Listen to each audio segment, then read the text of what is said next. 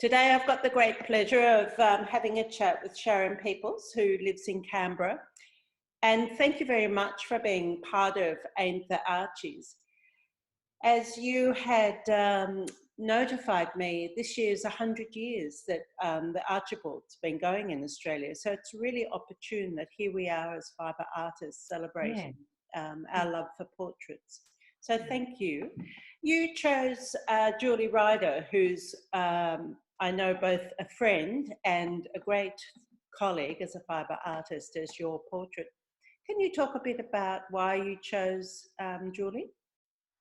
Probably because of the way she looks. And at the time I had been constructing some portraits with enormous heads, and her extraordinary red hair just lent itself to that notion of what people are thinking in their heads and how you can use that to convey their personality and their life, what they do in their life, you know, what they're known for. Yeah. And you put her beautiful red hair up as seaweed. Do you want to talk a bit about that?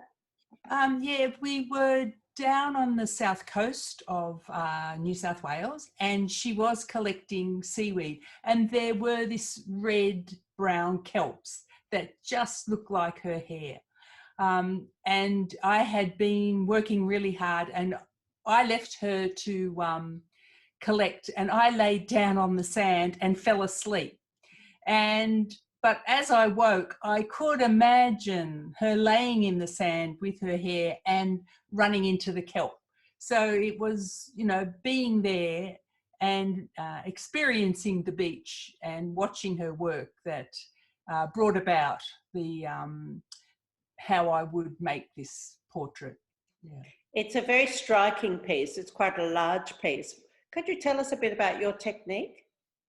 My technique, the actual construction is using water-soluble fabric, and that's sort of a nice connection because she's working with seaweed to use a water-soluble fabric, or that connection to water.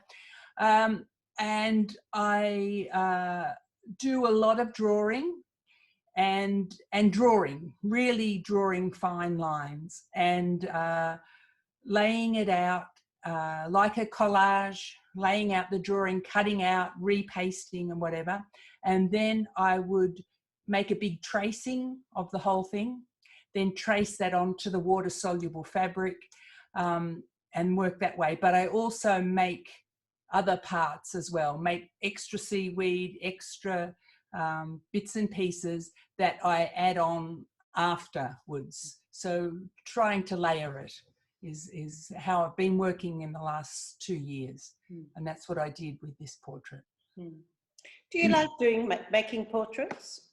Yes, I do. My return back to making in about 2016, 2017, I used my own portrait. I drew myself for about 6 months and made some hand embroideries and embroidered every day and began posting. And so it was from that. I'd always found portraits interesting. I love self-portraits of artists. They're living here in Canberra at the National Portrait Galleries here. And I love the intensity that artists have in their eyes when they paint themselves. So that's always intrigued me, how the artist looks at themselves, and they're not looking at their audience, they're looking at themselves. And I love that concentration. And so, yeah, that's part of the process that I love. Yeah, did you find that intensity in the drawings you were doing of yourself as you went through that process? Did you capture that intensity? Yes, I allowed that to happen. Sometimes somebody said to me in the posting, "You always look so, why don't you smile?" or something like that. And I said, it's too hard to smile at yourself when you're doing self-portraits. There's no, you're working. You're working hard there. Yeah. You're probably looking into your eyes, I imagine. Yeah. And looking how the light falls and looking at how the face forms and things like that. Yeah.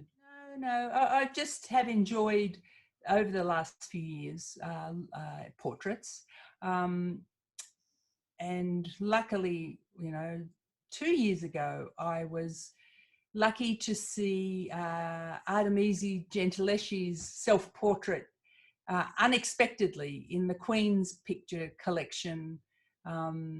And I just walked around the corner and here it was. And that's one of the highlights of my artistic viewing career, is seeing that self-portrait of herself. So I do spend a bit of time at the portrait gallery. I love taking grandchildren there. I love just looking myself, going for coffee and then having a look, because there's always something to find in portraits.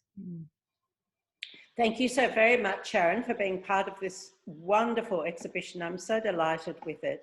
So thank you for doing the beautiful portrait of Julie Ryder and introducing her to the world through your wonderful art. Thank you, Anne, for the opportunity.